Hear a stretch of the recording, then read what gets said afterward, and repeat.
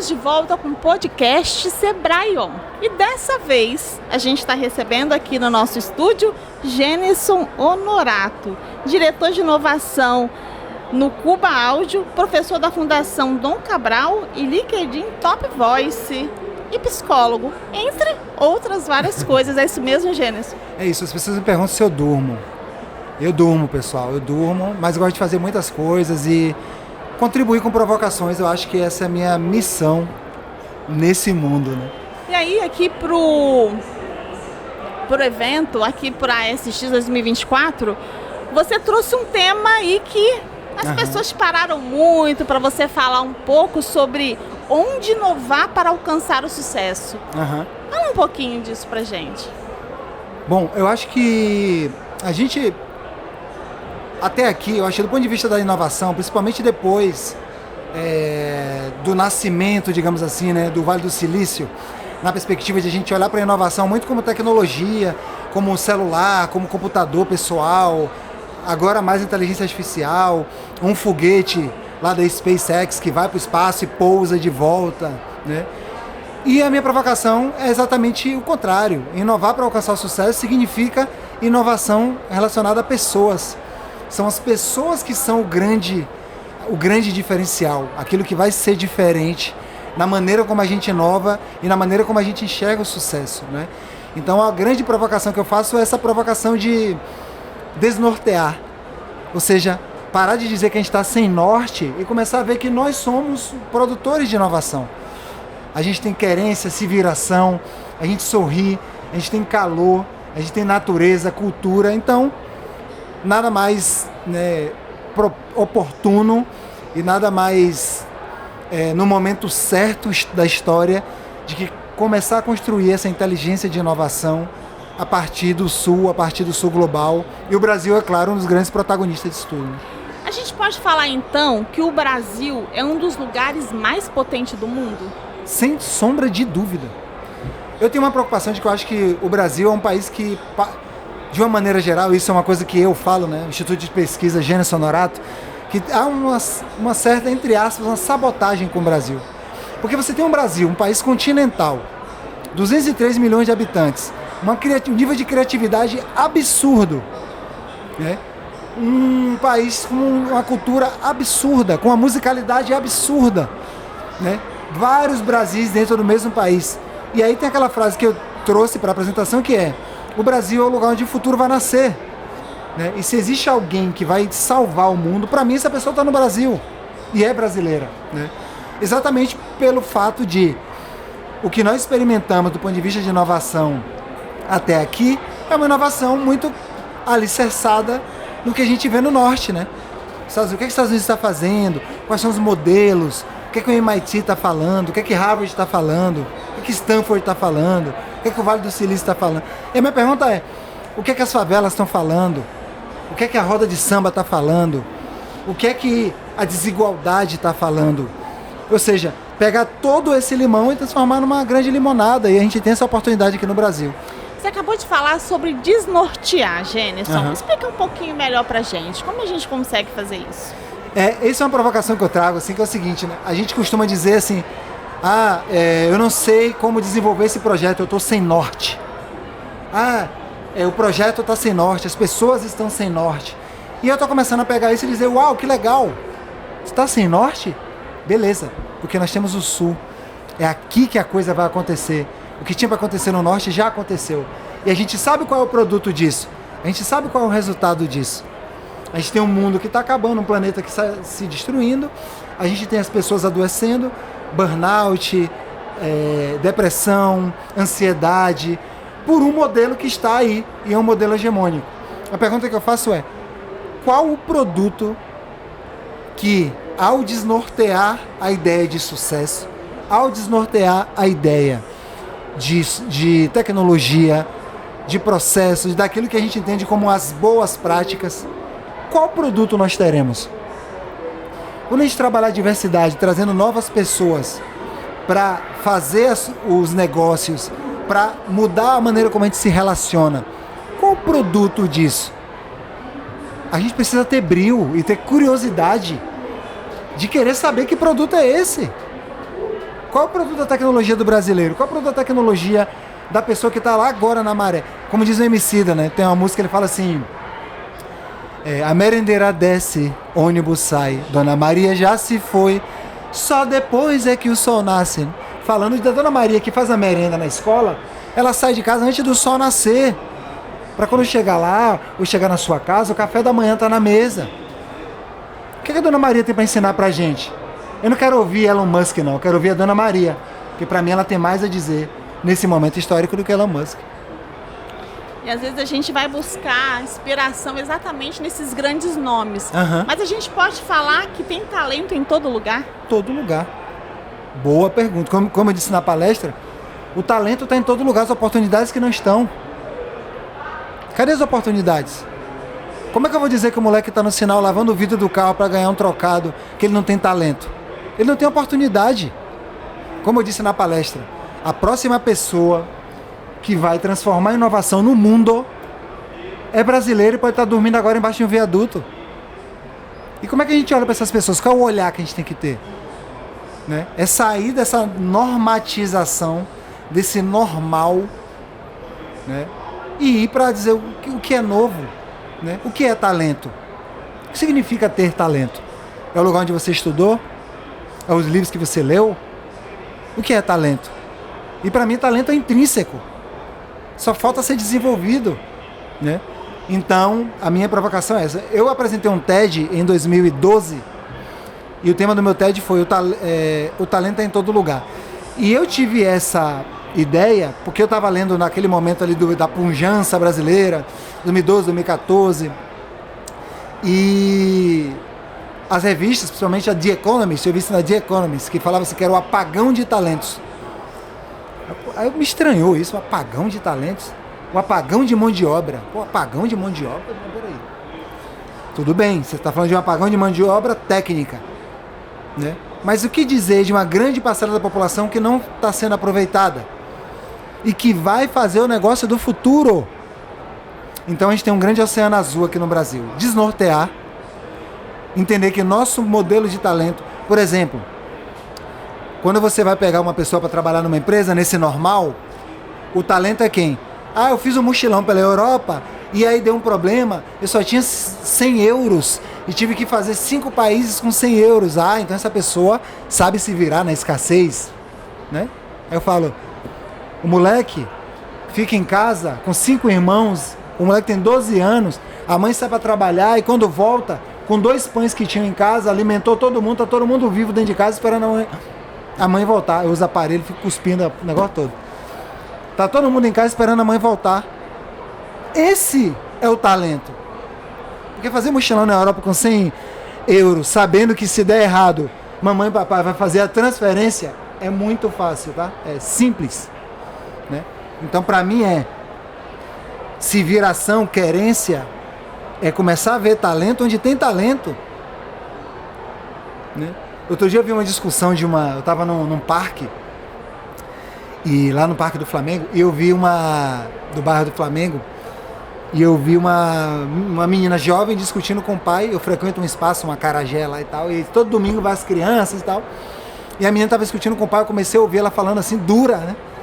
E você acha que ele quer estar no sinal jogando água no seu vidro? E você acha que ele quer estar ali? Aí o pai, mas você acha que é assim? E eu comecei a falar, uau, sensacional essa menina. O que ela está dizendo pro pai dela sai da bolha, esse moleque está se virando com o que ele tem para poder levar 5, 10 pães para casa, para ajudar na família, nos 5 irmãos que tem, 10 irmãos.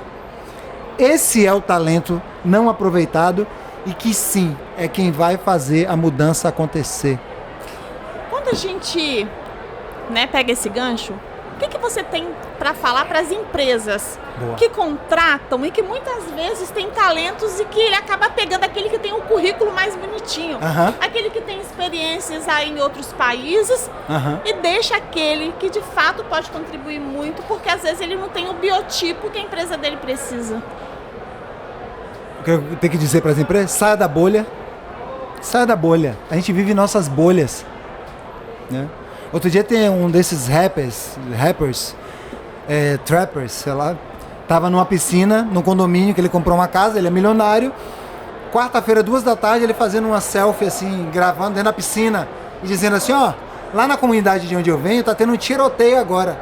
Mas eu pergunto, como é que a pessoa que mora aqui nesse condomínio, que viveu aqui a vida inteira e que quarta-feira eu tô aqui dentro da minha piscina, na minha casa, é por isso que a pessoa diz que isso é mimimi? Porque pra ela não tem barulho de tiro, pássaros cantando, piscina de água gelada, ar-condicionado em todos os cômodos. Para as empresas funciona um pouco assim. Porque as pessoas que compõem as empresas, em sua maioria, segundo as pesquisas, são as pessoas dessas bolhas. Então, se a gente quer fazer a mudança, primeiro a gente tem que ter coragem, né? Ter a vulnerabilidade de falar, nós não sabemos tudo, a gente vai precisar aprender, a gente vai bater a cabeça aqui muitas vezes, mas a gente precisa sair da bolha. E sair da bolha de maneira genuína. Porque tem uma fala que eu gosto muito que é: só faz sentido se fizer sentir. E a gente ficar... O estágio da diversidade que a gente está hoje é: eu assino o cheque e acho que estou fazendo diversidade. Eu acho que não. Assinar o cheque é a primeira etapa. A segunda etapa é: eu estou sentindo quando eu boto a cabeça no travesseiro. Eu sou CEO, eu sou o CFO, eu sou o diretora de RH. Quando eu deito a cabeça no travesseiro, quando eu passo na rua com meu carro automático, blindado, com ar-condicionado, vejo uma pessoa sentada na esquina da rua, com 2 crianças, eu sinto alguma coisa. Se você não estiver sentindo nada, dá espaço para quem sente. Ou busca ter vulnerabilidade para sentir, porque senão não vai mudar. E se você não quer mudar, dá espaço. Você falou sobre o analfabeto do século XXI. E tinha uma frase que eu queria que você falasse pra gente um pouquinho. Pô, isso é muito, muito legal, porque a gente ouviu durante muito tempo agora de que quem não souber desenvolver código não sabe escrever. Isso era muito... A gente viu que a inteligência artificial faz o código, né? Eu quero um site, tipo assim, que é um cadastro, pum, ele coda, você cola, copia e cola, pum, tá pronto. Mas o analfabeto do século XXI, como disse Alvin Toffler, na década de 70, é que não tem a capacidade de desaprender para reaprender. A overdose de certezas. A gente acha que já sabe de tudo, né? E a gente não sabe de tudo. A gente precisa desaprender, tirar algumas crenças limitantes, alguns viés inconscientes. É assim que faz isso mesmo? Tinha uma frase que eu até citei na palestra, que eu não lembro o nome do autor, mas sugiro que você busque. Essa é a beleza de mudar, né? De se transformar. Que o autor diz assim: quem diz que sabe tudo está maravilhosamente preparado para o mundo que não existe mais. Quem acha que não sabe tudo vai estar se preparando para o mundo do presente e do futuro. Então, se apaixone pelos curiosos, pelas pessoas curiosas, né? Porque aquelas pessoas que dizem: o case do Vale do Silício, é assim que nós fazemos, é assim que você faz? Pô, que legal, achei bacana. Eu vou buscar outra forma de fazer, porque eu quero adoecer menos as pessoas, eu quero inserir mais pessoas, eu quero provar que eu quero levantar essa questão: será que o produto da diferença é esse?